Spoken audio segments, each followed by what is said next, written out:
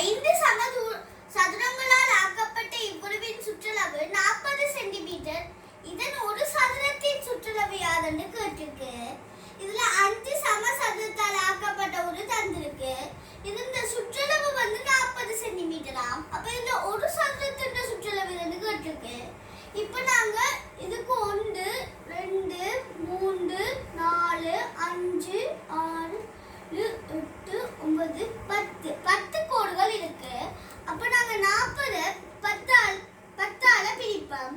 பிரிச்சோம்னா 4. அப்ப உங்களுக்கு ஒரு இந்த சின்ன கோடு ஒன்று 4 சென்டிமீட்டர்.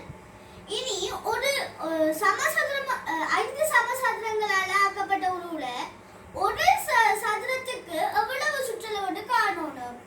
ஒரு பக்கம் ஒரு சதுரத்துக்கு 4 சதுரத்துக்கு 4 பக்கமும் சமன்.